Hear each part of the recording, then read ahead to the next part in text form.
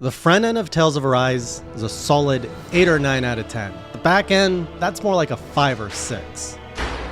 Welcome back, Classic Crew, to an RPG review. This time, Tales of Arise, which was one of the RPGs I had on my top 10 list I wanted to play in 2023, I think. And this is probably the only RPG I actually managed to get in there, even though I finished it in 2024. And it started off amazing. This was my first experience with a Tales of game from the long franchise, Tales of, which is a weird franchise name. The artwork, everything about this game really drew me in, and I thought this was going to be the game to really sink my teeth into to get into this franchise. And in fact, I was loving it so much, even though I was playing this offline, I was telling myself, I gotta write some notes. I'm definitely gonna make a video on this. And so I was making notes because the more I progressed through the story, the more I was discovering new mechanics, new story threads, the more I was just falling in love with this game. Until you hit the end and the final, I don't even know, maybe 5-10 hours of the game. So everything just fell apart where I was at the point I just wanted to get it over with, which is sad because before that point, there's DLC for this game. There's a bunch of side quests. There's a bunch of post-game stuff that unlocks. And I told myself, oh, I really want to do all of this. But now that I finished it, I just want to pack this game away. I don't want to buy the DLC and I don't want to keep playing it because what's the point after that ending? Now let's talk a bit. You know what? I think right now is the best time to just get right into it. So if you have not played this, you want to play it, and you don't want the poor ending spoiled, now's a good time to click away. Unless we come back to non-spoilers, then the editor will let you know. The ending. What makes this game so problematic is 3 things. First of all, the final dungeon, and this is not unique to Tales of Arise. Many JRPGs do this where the final dungeon is boring and a huge slog to go through and it's just too long. So the final dungeon in this game, it took me 3 play sessions to get through it, mostly because I was getting bored of just seeing the same scenery. There's very little story. Every fight is essentially a boss fight that's now been added as a minion. So every fight takes forever and all you're doing is just running around these hallways that don't even look that cool. It's just repetitive and it takes forever. It's like the biggest dungeon in the game, which fine for like a final dungeon, but make it interesting at least. Don't just spam it with all these like health sponge monsters that's just annoying to get through. Number 2, throughout this game, you're driven with kind of this reason to fight. From the very beginning, it's like you're rebelling against those who oppressed you. And first you start off in the Kingdom of Fire, like it's a direct emotional tie to the main character where you're fighting to free yourself of slavery and all of the other slaves.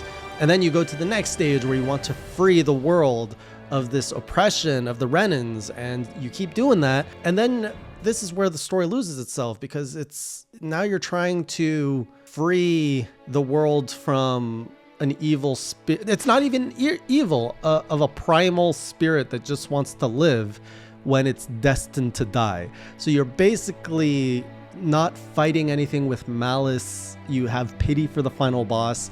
Even at the end, the main characters are like, we don't even want to fight you, but we have to because you want to destroy everything. Like you're basically just fighting a primal force that's trying to survive, which in the end leaves a very, I don't know, not as satisfying note. Like, oh, why did we do all this? You're just fighting a force of nature. Okay. And then the third one is once you actually finish that, you get the fastest closure in any game story I've ever had outside of like the old NES days where story wasn't a priority. Literally, you beat the boss and then they're like, okay, the worlds are fixed. You know, Shia gets her thorns healed. Oh, look, she can kiss the main character now. And it happens so fast. There's no dialogue. There's a little bit of music. Everybody's happy. But like, where's the closure? Let's go back to the planet. Let's start rebuilding. You know, let's get that sense of like, what's it? Okay, we get a little scene of Xion, hugging her friends, but she's never touched anyone in her whole life. Give us a little bit more oomph other than just, oh yeah, she can touch now. And the one villainous character that I would say gives us drive and reason, I forget his name, the guy who's basically Alphen's like evil dude, and you fight him at the end. He takes the orb, I forget the name of that too, and leaves. He's like, find me in the depths. So I assume he's like an optional boss for later on. But to end on that note, where he basically takes away the key, and then he's just like, all right, I'm out, leaving you with like, oh, what do we do now? And then it's just like, if we just believe, we can defeat everything. And that's the solution. Like, we didn't know what we would do. Everything was all against us, but all we had to do was to believe and bring the will of the planet together. And then boom, it just, I don't know, feels like lazy writing to me. And I feel that's a cop-out thing to say, lazy writing. It's a very easy term to say out there. And as someone who's not a writer, you know, do I really appreciate what hard and easy writing is, or lazy writing? No, I don't. But it feels cheap. So because of those three things, disgustingly long dungeon, which made me stop wanting to play the game, last boss, which left no emotional impact, and a quick closure, which, you know, after this long journey together, it's just like, and then they kissed and it's over. It's like, what? So I rebooted the game. I was like, do I want to do I want to keep going? Do I want to do all these side quests and keep going? And I'm like, well, what's the point? Like, what's the point? I don't care about this world anymore. And let's go back to where I did care about the world and what I did like about this game, because it was so good in the beginning. The core story at the beginning about overthrowing this system that like abuses a whole like population, and that they live like on this other world and you're basically on a farm world for energy. That concept to me was very interesting, and it allowed for the story to explore a lot of interesting themes, even when you're like going to every kingdom. So there's 5 kingdoms and every lord rules over their kingdom differently.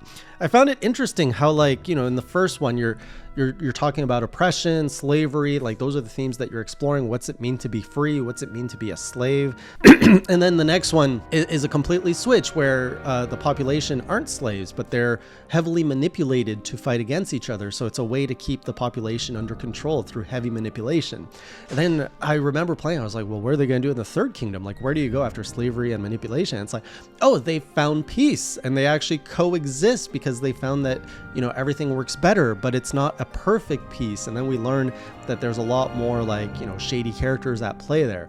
And then you go to the 4th world and the 5th world, and it explores different themes. It was a perfect setup that once you finished kind of liberating the world, that of course your journey would take you to the next level, right? Let's go to the home world, and let's go see what's there. But then you go there and you realize it's all, shadow puppetry. There's nothing there. And I'd say that's where the story kind of takes a tumble. Like, they kind of wrote themselves in a corner. They just didn't know where to go from there. And that's unfortunately where it all falls apart. The character development is very interesting between the two main character, Alphen and Shion. You know, Shion, I think, was one of the better characters. And the fact that if you play all the way through, you learn why she's a little bit of a, standoffish character, but that makes sense to the story that they built for her. Like, someone who has never felt physical touch and who has always been alone and who has always been pretty much destined to die will have a pretty dark, shady outlook on life. And like, this is, I think, a great story of like, because she's with all these people, eventually forms the bonds of friendship and all of that. Like, this is an actual like realistic situation of what a character who has nothing to live for and suddenly accidentally discovers a reason to live for would be so conflicted and would be dealing with those emotions. So I felt Shion was great. Alphen was very one-dimensional, but that's fine for the character he is. I mean, Shion provided more depth in character, whereas Alphen is just kind of your like solid white knight true boy. And that's okay. You kind of need that line to like measure everyone else around, and then everyone else had their own problems to deal with. In terms of the rest of the elements of the game, which I really enjoyed, everything from like collecting owls in the overworld, love those things, and the reward is perfect, a little cosmetic. The combat of this game is really strange, and I know that I'm someone who did not get deep into the combat. There's a lot of abilities that you can switch up and like experiment with and do combos and figure out what your best playstyle is. I'm the most vanilla player you will find. I pretty much kept the base skills that Alphen's equipped with, and I just played as Alphen all the way through. I did at one point try to switch to some of the other characters, but just none of them felt as good as Alphen. I did try to switch a few times his skills. Just didn't flow right for me. So at the end of the day, I just pretty much kept my same skills all the way through. I didn't really customize anything too much, and honestly, that made me barrel through the game pretty easily. Where, the game falls short in the combat was, and I've seen a lot of people online complain about this, is the visuals. There's so much stuff going on the battlefield, it's actually quite difficult to see what's going on half the time. And it's hard to be a little strategic in this game, I find, because it's pretty much just a spam fest. Get your damage in as much as you can, dodge the big bad attack or interrupt it, and then continue your onslaught of spamming attacks. It was cool at first, but again, it's not a battle system that I find overly satisfying. And then, add in a healthy layer of dialogue that repeats on top of all of that, which you just gotta kind of tune it out. But I apologize for anyone who was in the household while I played that game, because it's just the same lines of dialogue being repeated over and over and over again. Another thing that some people will say I should never have done is I did play this game in English with English voiceover, which was okay, but in hindsight I'm like, oh, this game is really well known in Japan. I probably should have played it with Japanese voiceover, but too late. I built an identity for my characters with their English voices. I had no problems with it, which is why I kept playing in English. Another thing I really like with the combat is right from the beginning, they give you these key monsters that are clearly too powerful for you, and they tell you, they're like, you don't want to fight that. That thing's going to destroy you. You have this big mantis at the beginning of the game, which is level 45. And so I like that if you fight it, they mercifully just don't game over you. They're just like, yeah, you shouldn't have done that. That was way too high for you. And then there's, I think, 20 in the game, which I like that in your player log, you can actually see that. So it gives you a goal to, I want to fight all of them. And at one point, I was hunting them down when I was a much higher level. I would go back and try to take on these challenges, and I loved it. Another great challenge is I was in a field where you unlock this mechanic that the more enemies you kill, the more you charge up this thing to the right, this gauge, which then increases your drop rate. So you have more chances of getting rare items. And it was the first time what happens if I charge this all the way up? And I think it was completely coincidental, but when I got it all the way up, a dragon out of nowhere just appears, and intense music and everything, oh, this is probably an epic fight that I shouldn't be taking on right now. And I think I was level 20 or something, and the dragon was level 27, 28. It was much higher than me, and I was like, screw it, let's see if we can do it. And I did it. I used up all my items. It was like a boss fight. It was hard, but I overcame it, and that created such a moment, such a story for me in this game that I loved. And I was like, oh, that adrenaline, I love this stuff. And I went right on live. I just encountered this dragon, and I defeated it. I feel that's an element that I don't see enough in RPGs, that surprise element that gives you a story, almost like you are an adventurer out there and you don't know what's going to happen. So that was a great element. Too bad it only happened once. So of course I like the art style, but I loved how they did this kind of story building, world building, character building on the side with the use of what almost looks like manga panels. It's a very stylized manga panel. Where there's a little bit of flip flapping, there's not too much movement, but it conveys the story in what I assume is a cheap way for the studio, a cheaper way, and still an interesting way for the viewer. And so there's also in your player log, it says there's 350 or so of these cutscenes to find. And so every time that little prompt would come up where I could get some dialogue between the characters, I would always do it at the campfires, all of that. And then now that the game's done, I have 100 left. I'm oh, nah, I don't really care. I feel that the payoff, the character payoff would have been better at the end.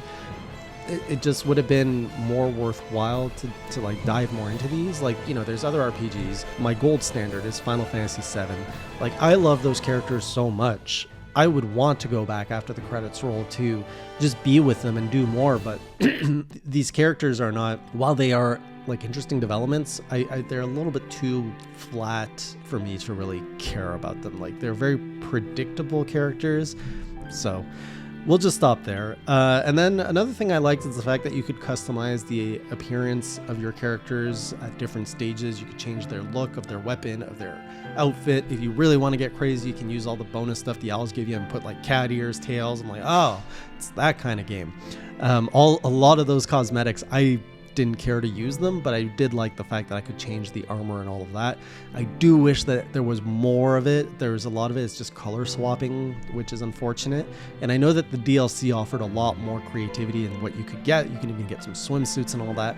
But like in the base game, I just feel you know, there's enough to show you the concept is cool, but not enough to really get me hooked and being like, I want to collect all these armor sets. I want to like mix and match stuff and do stuff. So you couldn't do any of that. So with that said, that's my introduction to Tales, the Tales of series. I've heard mixed opinions on Tales of Arise being, you know, good in some ways, bad in not. Now I understand, I think. I know that there's other Tales of which are probably more like critically acclaimed. I think Tales of Symphonia is a famous one. So I'm definitely interested in checking those out. I'm not in a hurry to get to those. I have other games I want to check out first. Right now I'm looking into Nier Replicant, which is something I'm really looking forward to after loving Nier Automata, which is also on this channel as a review if you want to check that out. Otherwise, let me know your thoughts if you've played Tales of Arise, and I'll see you on the next video. Until then, keep it classy.